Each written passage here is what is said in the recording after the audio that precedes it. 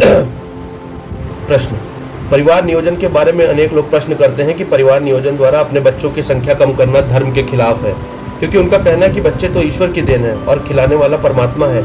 हम कौन हैं? हम तो सिर्फ जरिया है, इंस्ट्रूमेंट है। हम तो सिर्फ बीच में इंस्ट्रूमेंट है, जिसके जरिए ईश्वर खिलाता है। देने वाला वो, करने वाला वो, कराने वाला वो। फिर हम क्यों रोक डालें? अगर हमको ईश्वर ने 10 बच्चे दिए तो 10 को खिलाने का प्रबंध भी वही करेगा। इस संबंध में आपके क्या विचार हैं? ओशो कहते हैं, सबसे पहले तो धर्म क्या है, इस संबंध में थोड़ी सी बात समझ लेनी चाहिए। धर्म है मनुष्य की अधिकतम आनंद, मंगल और सुख देने की कला। मनुष्य कैसे अधिकतम रूप से मंगल को उपलब्ध हो, इसका विज्ञान ही धर्म है। तो धर्म ऐसी किसी बात की सलाह नहीं दे सकता जिससे मनुष्य के जीवन में सुख की कमी हो।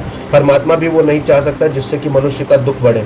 परमात्मा भी चाहेगा कि मनुष्य का आनंद बढ़े, लेकिन परमात्मा मनुष्य को परतंत्र भी नहीं करता। क्यों? क्योंकि परतंत्रता भी दुख है। इसलिए परमात्मा ने मनुष्य को पूरी तरह स्वतंत्र छोड़ा है, और स्वतंत्रता में अनिवार्य रूप से यह भी सम्मिलित है कि मनुष्य चाहे तो अपने दुख निर्माण कर ले, तो भी परमात्मा रोकेगा नहीं। हम अपना दुख भी बना सकते हैं और सुख भी। हम आनंदमय हो सकते हैं और परेशान भी। ये सारी स्वतंत्रता मनुष्य को है। इसलिए यदि हम दुखी होते हैं तो परमात्मा जिम्मेदार नहीं है। उस दुख के कारण हमें खोजने पड़ेंगे और बदलने पड़ेंगे। मनुष्य ने दुख के कारण बदलने में बहुत विकास किया है। एक बड़ा दुख था जगत में कि मृत्यु की दर बहुत ज्यादा थी। 10 बच्चे पैदा होते थे तो 9 मर जाते थे। ये इतने दुख की घटना थी जिसका कोई हिसाब नहीं था। शायद माँ बाप के लिए इससे दुखद घटना कोई न थी। खुद का मरना भी शायद इतना दुखद ना होगा जितना 10 बच्चे पैदा हो और 9 मर जाए। तो माँ बाप बच्चों के जन्म की करीब करीब खुशी नहीं मना पाते थे। मरने का दुख मनाते ही जिंदगी बीत जाती थी। तो मनुष्य ने निरंतर खोज की और अब ये हालत आ गई है कि 10 बच्चों में से 9 बच्चे बच सकते हैं और कल 10 बच्चे भी बचाए जा सकेंगे। 10 बच्चों में से 9 बच्चे मरते थे तो एक आदमी को अगर 3 बच्चे बचाना है तो कम से कम औसतन 30 बच्चे पैदा करने होते थे। जब 30 बच्चे पैदा होते थे तो 3 बच्चे बचते थे। अब मनुष्य ने खोज कर ली है नियमों की, और वो इस जगह पहुंच गया है कि 10 बच्चों में से 9 बच्चे जिंदा रहेंगे। 10 भी जिंदा रह सकते हैं, लेकिन आदत उसकी पुरानी पड़ी हुई है 30 बच्चे पैदा करने की। आज परिवार नियोजन जो कह रहा है 2 या 3 बच्चे बस, ये कोई नई बात नहीं है। इतने बच्चे तब भी थे, इससे ज़्यादा तो कभी होते ही नहीं थे। और सब तो यही था 3 बच्चों का, और 27 बच्चे मरते थे। फिर 27 बच्चों के मरने पर 3 बच्चों के होने का सुख भी समाप्त हो जाता था। तो हमने व्यवस्था कर ली कि हमने मृत्यु दर को कम कर लिया। वो भी हमने परमात्मा के नियमों की खोज कर किया है। वे नियम भी कोई आदमी के बनाए नियम नहीं है। अगर बच्चे मर जाते थे तो वे भी हमारे नियम की नासमझी के कारण मरते थे।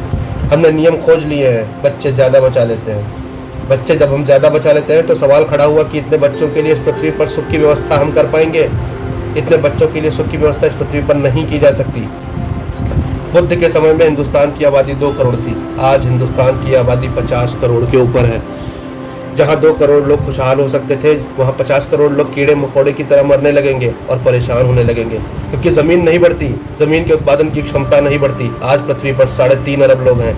ये संख्या इतनी ज़्यादा है कि पृथ्वी संपन्न नहीं हो सकती। इतनी संख्या के होते हुए भी हमने मृत्यु दर रोक ली है। उस वक्त हमने न कहा कि भगवान चाहता है कि 10 बच्चे पैदा हों और 9 मर जाए। अगर हम उस वक्त कहते तो भी बात ठीक थी।